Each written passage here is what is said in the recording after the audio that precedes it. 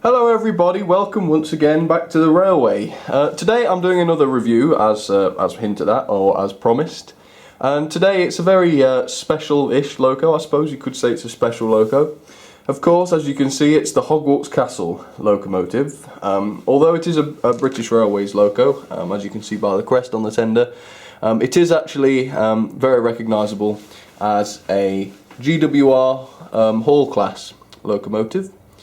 Which is obviously a 460, and of course Hornby have been very clever here to capitalise on one of the biggest film franchises probably in the history of film, to be honest. So they've done a good job to get in there with this loco. Of course, if you're not into the Harry Potter franchise, you know, if you're not bothered about that, it's still a gorgeous locomotive, I'm sure you'll agree, and hopefully you'll still enjoy this video just because you're going to see her up close. You'll be able to see her run, and generally she's a nice locomotive. So having a close look then, generally she's not too bad. To say you'd expect this to be more of a toy rather than a collector's item, you know, with it being from a film franchise, you would expect the detail to be slashed down a little bit, but I would say the detail on here is on par with, slightly above the detail level of the railroad version of the Great Western engine. For example, my County of Cornwall class has a similar level of detail to this loco, and as you know, that's a very good railroad loco, probably one of the best in terms of detail. And this one's reasonably detailed. It really isn't too bad. Before we look at the detail, I will just say also, on a performance side, it's a brilliant loco. It's very easily serviceable. You have full access to the axles, if I remember correctly. I believe the pickups are raised up and are you know, on the upper part of the wheels rather than down below. So wheel cleaning's easy. You can get into the motor and service that very nicely, which is rare with lots of modern locos. I will say the drawbar for the tender and loco down here is a little bit fiddly to get off, but that's really the only challenge of servicing this loco. If you've done it once, you've done it 100 times, and you know you can do it. So it's a great performing loco. It does need a fairly regular service.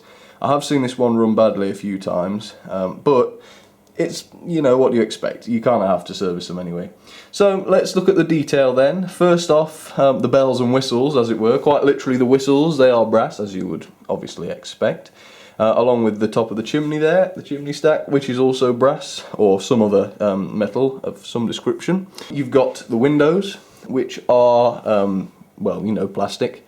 And it's nice of them to include them because obviously lower detailed locos tend not to have them. This one does, which is excellent news. And as of course there's some front facing ones too, also glazed, which is very thoughtful of them, I suppose.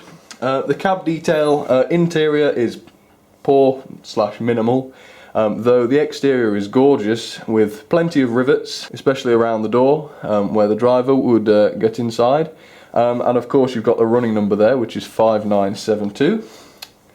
You've got the nameplate, Hogwarts Castle. Of course it's not etched or anything like that by the looks of it. It seems to be just a transfer that's been popped on there.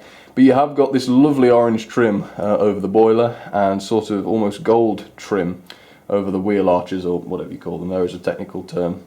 You've got handrails and piping, plenty of plumbing along the sides there, especially at the front where you've got the Hogwarts Castle crest, which we'll get onto in slightly more detail. This model does feature sprung buffers on both sides, front and back. So if that's something that you look for in locos, yes, it's a big yes. It does have sprung buffers, and if you think it's better for that, then jolly good. The buffer beam is fairly plain. It does have rivets and it does have a vacuum pipe, as well as a coupling hook if you'd like to put chain coupling on there or something like that. Though I'm not sure if the front coupling is detachable, so you might be stuck with that, or you know, use brute force to get rid of it. The crest on the front I find to be slightly flimsy. You wouldn't want to put a lot of pressure on that. It's held on by two little pieces of plastic, one of which is a little loose on mine, I believe.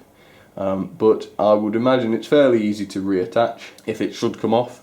It's not a complete disaster, but I would try and avoid it if possible. That's probably the most delicate part of the loco, so you want to be careful of that, especially when you're lifting her off the track. You know, it could be quite easy to catch.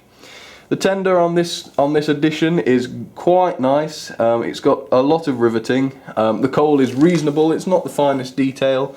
It's not massively brilliant. It's perhaps not quite on par with my other Great Western modern Hornby railroad locos, but it is acceptable at the very least.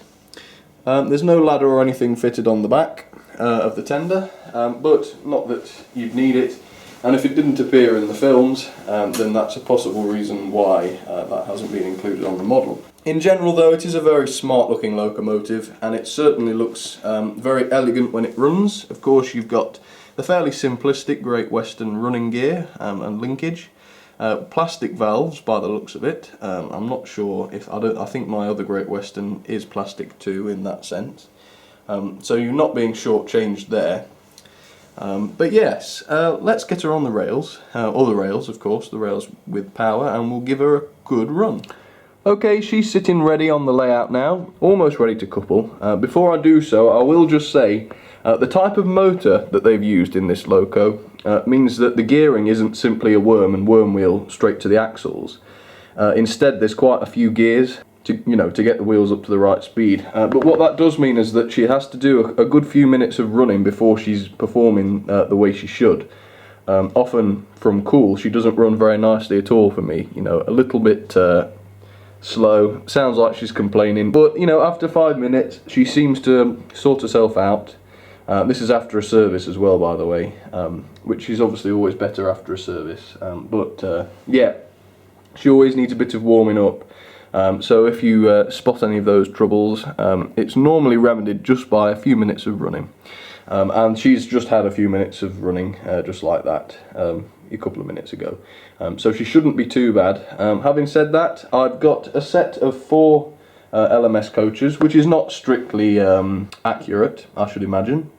But I will say this loco, when she gets running, is one heck of a puller.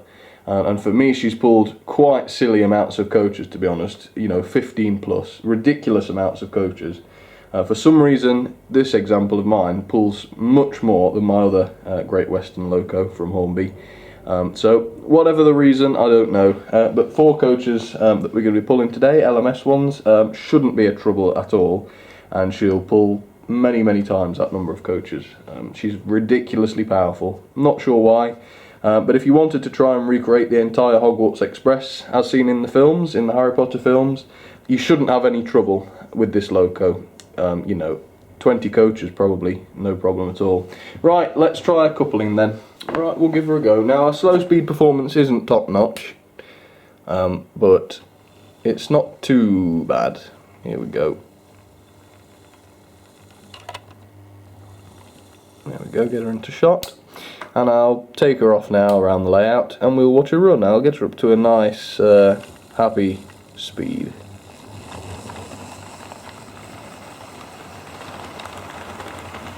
There we go.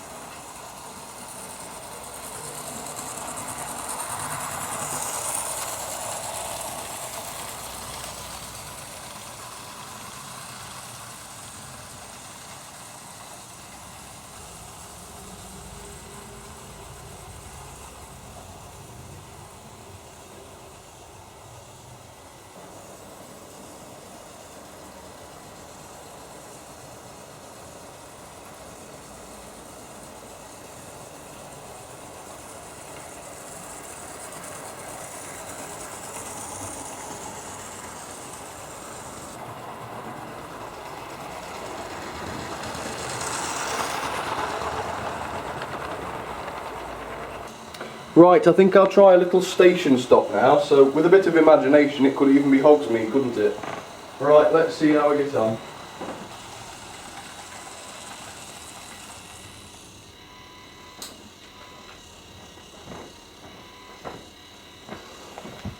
There we go, so that's her coming to a stop.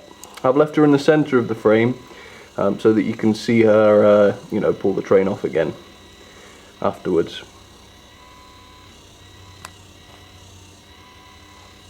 Right, let's make her departure.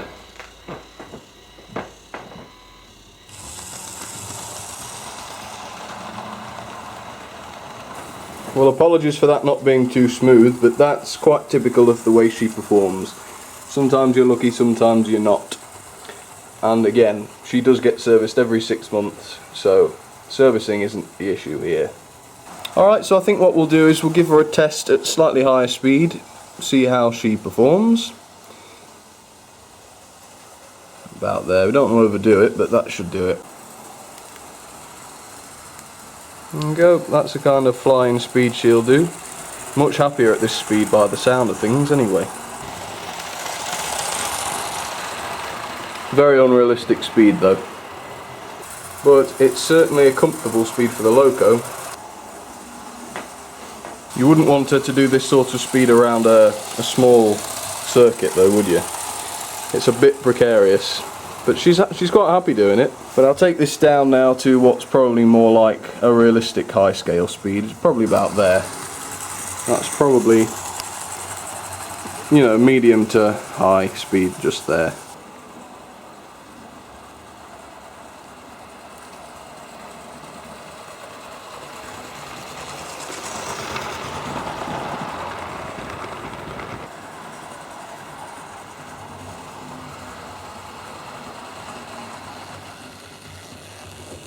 Well, hopefully that was a reasonably detailed, not too long hopefully, look at the Hogwarts Castle locomotive. Generally it's not a bad piece of kit. It runs fairly nicely and it's got more than satisfactory levels of detail. So it's a good one and I recommend it. But thank you very much for watching. Please check me out on Facebook and give us a like at facebook.com/samstrains. But for now everybody, please like and subscribe if you liked it, and I'll talk to you all again very soon.